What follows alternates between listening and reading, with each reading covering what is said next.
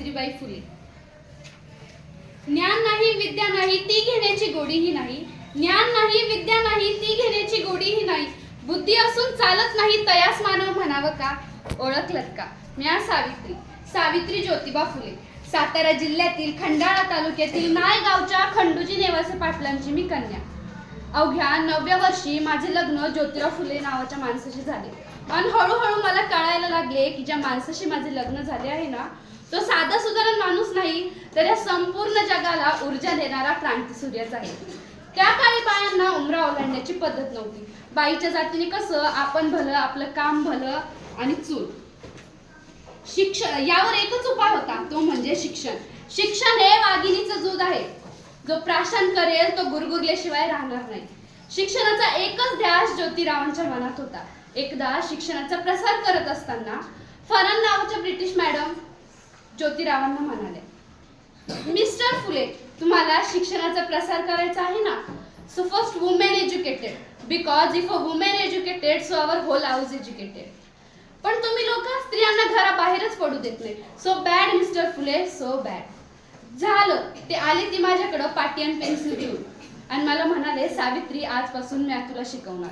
झालं सुरू झाला माझा अभ्यास. बे के बे, बेदुनी 4, बेत्रिक 6, काना मात्रा आकार उकार वेलंटी सार सार मी शिकले. हळूहळू लिहायला शिकले, वाचायला शिकले आणि काव्य सुद्धा रचू लागले. अशातच 1 जानेवारी शनिवार दिनांक 1 जानेवारी पुण्यातील भिडेवाडा येथे आम्ही मुलींसाठी पहिली शाळा सुरू केली. आनंद याचा होता की मी त्या शाळेची पहिली शिक्षिका आणि मुख्याध्यापिका बरं का. अहो शेलपटासारखं जगाल तर काम तमाम होईल, शेलपटासारखं जगाल तर काम तमाम होईल, पण वाघासारखं जगलात ना तर नाव होईल. अहो शाळेत जाताना मी शेण फेकलं सहन केलं, दगड मारले सहन केलं. लोक धर्म बुडाला या नावाने ओरडायचे. एखाद्या व्यक्तीनं जर शिक्षण घेतलं तर कुठला धर्म बुडतो. इतका तकलादी असू शकतो का धर्म.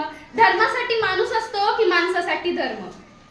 त्यानंतर ज्या काही स्त्रिया असायच्या त्यांचा नवरा वारला की सती घालवायचे. का बरं. एखाद्या स्त्रीचा जर नवरा वारला तर तिने सती जायचं, तिचा नवरा वारला तर तिचा काय दोष. यावर आम्ही सती प्रतिबंधक कायदा सुरू केला. अशातच पुण्यात प्लेगची साथ पसरली. प्लेग हा संसर्गजन्य रोग होता. त्यामुळे कित्येक जणांचे बळी जात होते. त्यावेळी मी यशवंताला सांगितलं, यशवंता आपल्याला हॉस्पिटल उभारायचं. त्याने हॉस्पिटलही उभारलं व त्यावेळी मी त्या रुग्णांचा उपचार करत होते. मला ठाऊक होतं की हा प्लेग मलाही कधी ना कधी होणार आहे, पण मुळीच आम्ही जगलो या समाजासाठीच ना. तर या समाजासाठी मला मरणही पत्करावं लागलं तर मरणा तुझं स्वागत आहे. अहो मी सावित्रीची सावित्रीबाई झाली, सावित्रीबाईची मी सावित्री माई झाली. कारण आनंद होता तो आयाबायांचा शिकण्याचा. म्हणून म्हणते, विद्येविना मती गेली, मतीविना नीती गेली, नीतीविना गती गेली, गतीविना वित्त गेले, वित्ताविना शूद्र खचले आणि एवढे अनर्थ एका अविद्येने केले. म्हणूनच म्हणते, आपल्या घरातील ज्या स्त्रिया आहेत त्यांना शिकवा.